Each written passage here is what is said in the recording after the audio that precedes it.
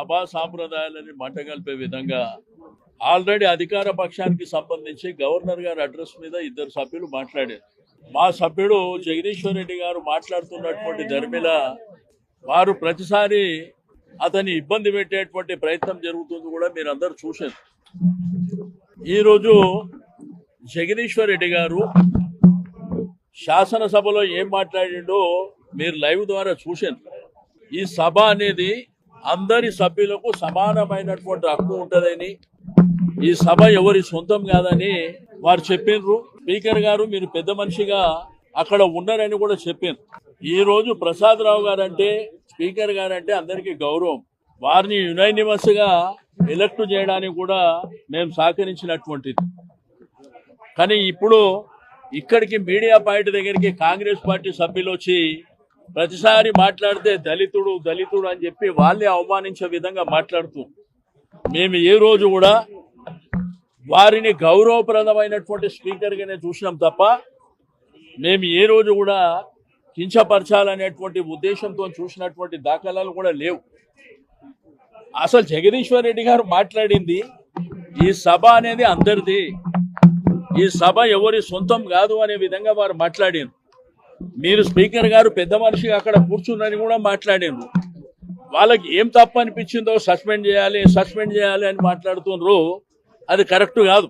నిన్న కూడా చూస్తే ముఖ్యమంత్రి గారు మాట్లాడేది స్ట్రేచర్ అని స్ట్రక్చర్ మీద వండుకుండని, తర్వాత మార్చూరి పోతాడని ఒక తెలంగాణ రాష్ట్రాన్ని సాధించినటువంటి ఒక మహానాయకుడు, 10 సంవత్సరాలు అద్భుతమైనటువంటి పరిపాలన అందించినటువంటి కేసీఆర్ని పట్టుకొని మార్చూరికి అంటే ఎవరైనా కానీ, ఏ నాయకుడు ఎంతటి నాయకుడైనా కానీ ఎదుటి వారి చావును కోరుకునేటువంటి నాయకుడిని ఎక్కడన్నా చూస్తామా మనం? ఈ రోజు ఏంటంటే ప్రతిదీ డైవర్షన్ పాలిటిక్స్. ఇప్పుడు మీడియా పాయింట్ దగ్గర కూడా మేము మాట్లాడడానికి వస్తే అక్కడ కూడా మాట్లాడనీయకుండా వాళ్ళందరూ ఒకళ్ళనికి ఒకళ్ళు వచ్చి మాట్లాడేటువంటి కార్యక్రమాలు చేయడం కూడా మీరు చూస్తూ, సభ అనేది సాంప్రదాయాల ప్రకారం నడవాలనేటువంటి ఉద్దేశం ఈ ప్రభుత్వానికి ఏ కోశానా కూడా లేదు. మేము బుల్డోజ్ చేస్తాం, మా ఇష్టం ఉన్నది మాట్లాడతాం, మీరు వింటే వినాలి లేకపోతే లేదు, మా ఇష్టానుసారం చేసుకొని పోతాం. ఇక్కడంట 15 నెలలల్లో వాళ్ళు బ్రహ్మాండమైనటువంటి పరిపాలన ఇచ్చింది, ప్రజలు చూసారు. డెఫినెట్ గా ప్రజల సమక్షంలో అవన్నీ ఉన్నాయి. కానీ మా హక్కుగా వచ్చినటువంటిది అంటే అధికార పక్షం మాట్లాడినాక ప్రతిపక్షం అవకాశం ఇచ్చినటువంటి స్పీకర్ గారు అవకాశం ఇచ్చినప్పటికీ వారు జగదీశ్వర్ రెడ్డి గారు మాట్లాడేటప్పుడు ప్రతిసారి ఇబ్బంది పెట్టేటువంటి ప్రయత్నం జరిగింది, మీరు చూసారు. వారు కూడా ఏం మాట్లాడినరు, ఈ సభ అనేది అందరికి హక్కులు ఉంటాయి, ఒక పార్టీకి సంబంధించింది కాదు, మీరు ఇక్కడ పెద్ద మనిషిలాగా ఈ సభకు నాయకత్వం వహిస్తున్నారు చెప్పారు. ఆయన తప్పేం మాట్లాడిండు, మరి ఎందుకు సస్పెండ్ చేయమంటున్నారు?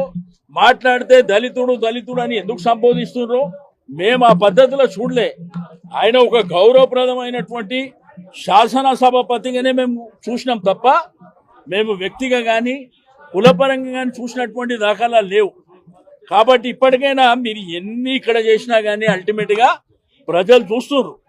ఇక్కడ ఏమి జరుగుతుందో ప్రజలు చూస్తున్నారు, ఎవరేం మాట్లాడుతున్నారో చూస్తున్నారు, ఎవరు వల్గర్గా మాట్లాడుతున్నారో చూస్తున్నారు, ఎవరు బుల్డోజ్ చేసే ప్రయత్నం చేస్తున్నారో చూస్తున్నారు.